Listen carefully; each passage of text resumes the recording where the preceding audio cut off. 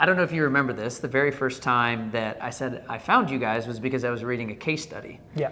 And I was like, this is actually a very good case study because it is exactly what we were experiencing. Do you remember this first conversation? Yeah, for sure. Actually, I know that you have the right background, the really interesting vision, but you had a very bad experience trying to come up with the very first version. Right? Yeah, that's right. It was a bad experience, so a little bit of context. So when we first came to you, we were transitioning away from another development agency that I had contracted with before I found my technical co-founder. Yeah.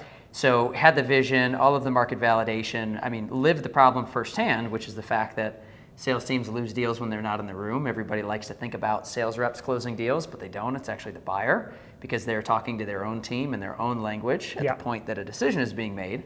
And so being able to create content based on a deep understanding of the customer's problem to guide those internal conversations and the champion that's selling you, it was something that my teams had lived and experienced firsthand, started to experiment with the solution.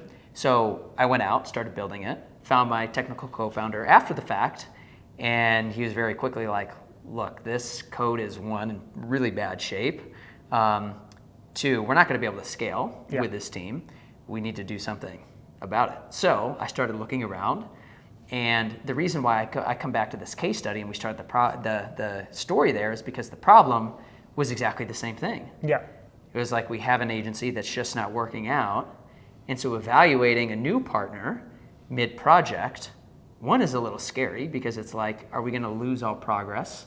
Somebody who doesn't understand the app, are they gonna get it quickly?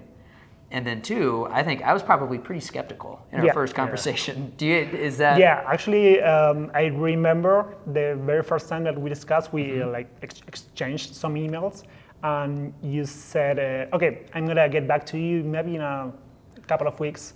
And then I shared that case study that you mentioned, and right away you told me, oh, that is great. Can we have a meeting as soon as possible?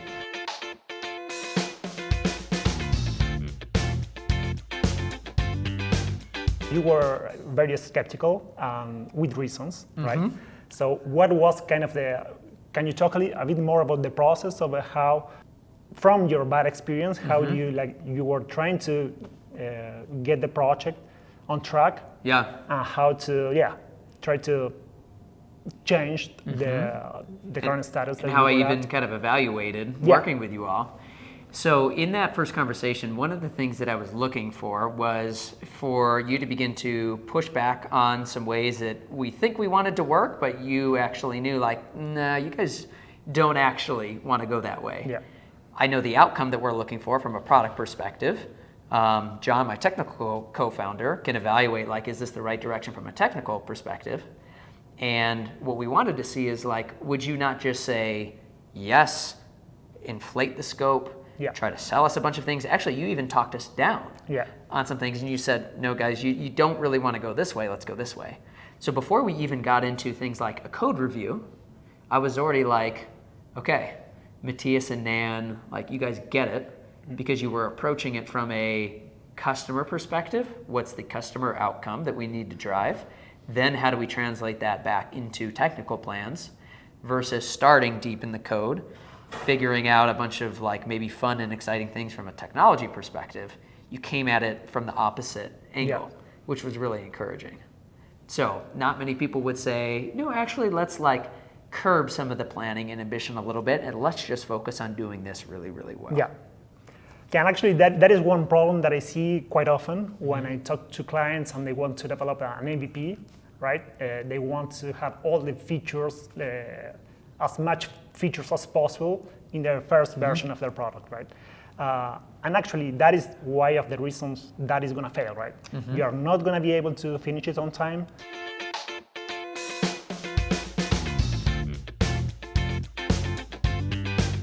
What were your main goals trying to develop that MVP? Yeah, so one of the things that we wanted to validate is that a sales rep could quickly go from conversation to content delivered to a buyer in a way that they would engage.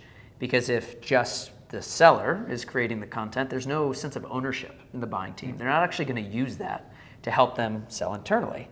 And so we needed to get something where we could actually have both types of our users interacting, because they're, again, it's not just sales reps, but it's buyers who are the second user type inside of our app. So we needed to complete the product flow from first conversation through engaged buyer. That was kind of the minimum goal that we worked on together. And what I'll say that I appreciated, different from actually pretty much every other agency developer that we were talking with, the way in which you went about estimating that project was through levels of complexity based on unknowns, as opposed to a series of hours. And it was actually kind of interesting at first, where we were like, so the scope of work doesn't have a precise hour number that we're billed on.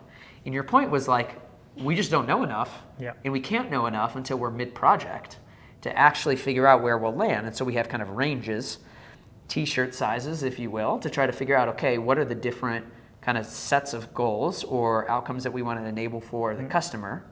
And then we can plan around some complexity, and we go from there. And I thought it was a smart way to go about it. And we could go about it because the fact that you said, hey, there are a lot of unknowns here that we just can't estimate for, built trust.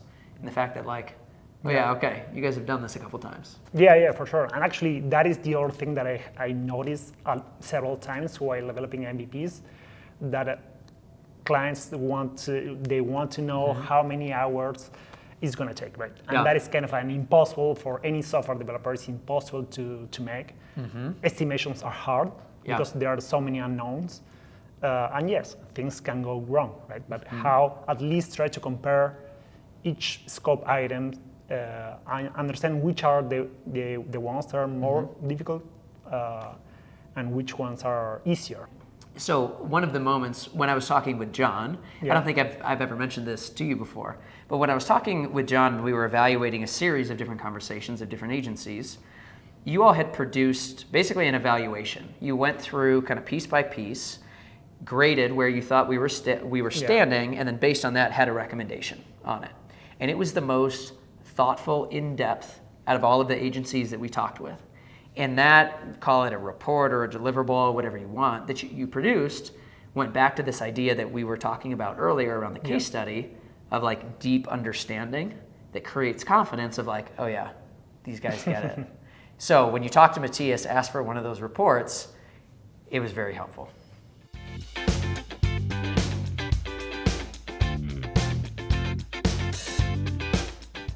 How was your experience like once we started collaborating? Because we didn't have a really like a number of hours. We did have a bunch of scope items that we wanted to develop or to complete. But how was your experience with that? So when we got started, one of the first things that we noticed is that across the team that we were working with, so we had a full agile team with the NaNLABS group. And it was very clear that they had good rapport and good rhythm together, that they function well as a unit and as a team, which is very different from our prior experience where everybody was working in silos. It was very clear that there were gaps in communication across the team, which obviously is reflected in the product, the code base. Things were dysfunctional, whereas one, the group worked together very well as a team, and two, they would help each other get a little creative in solving problems. And so it was like the whole group was better than any one individual could have been because they had the structure of the group to operate within, which meant that we could move fast, we could move quickly. And it was just like, night and day. It was like trying to go on a journey with those old Flintstone cars, you ever seen that old cartoon? Yeah. Where they're like pedaling with their feet? And then you just jump into a car with an actual engine, and then you just take off. That was the difference pretty soon after starting with you all. It wasn't a long wind-up period where 3 months later we're finally hitting our stride. Yeah.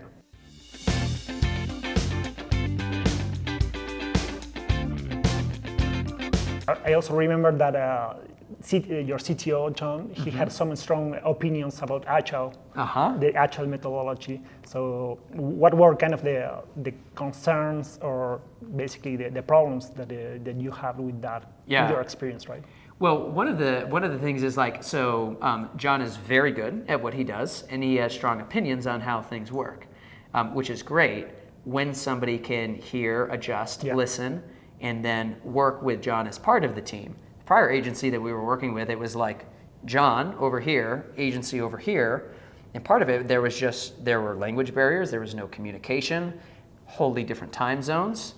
What was great is that everybody that we were working with communicated very well in English. I like to show up and try to speak Spanish on some of our team calls, but all of the project work was happening in English, and there was very tight communication. Team members would jump on with John during stand-up, vice versa. So it was very easy to trade not just opinions, but status, feedback, all throughout the project.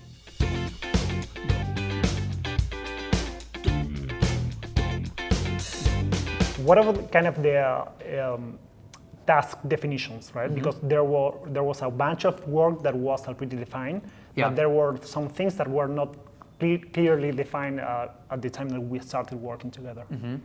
So because we approached the project overall by way of outcomes enabled for the customer, we knew that we could be a little bit flexible of like mid-sprint, adding or breaking something out into multiple tasks. If something was a little abstract, depending on the engineer who had the task, sometimes they just worked very well with the ambiguity and they just went through it, right? We didn't have to spin a lot of cycles going real deep on specific criteria to pass a task forward.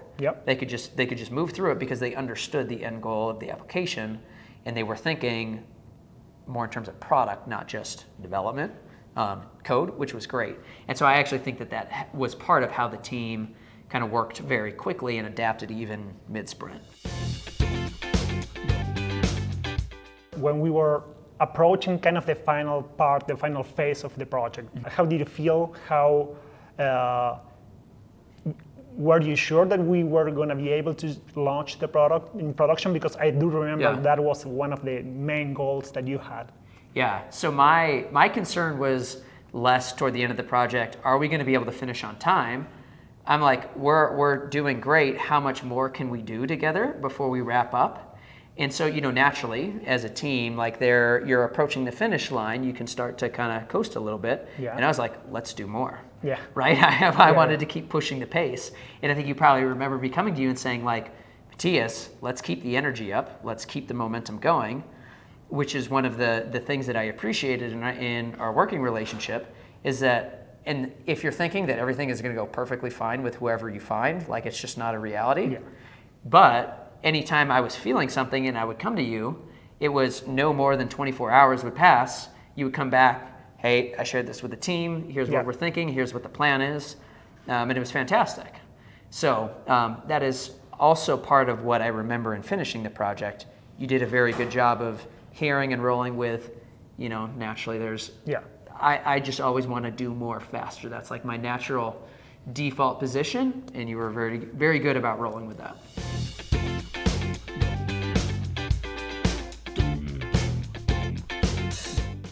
And what about when you launched the product, right? What was kind of that next step or next phase that started from there? Yeah. So one of the things that we wanted to do is begin to get deeper and deeper user feedback on the product, because naturally when people are giving feedback on a Figma sketch and they're actually in and working through a product, there are just different things that come up. So that's when, before planning out another kind of epic level or series of epics to go build together, we just wanted to work on a little bit more of an augmented kind of time and materials basis, just a little bit of in-between time to get more customer and user feedback to guide roadmap.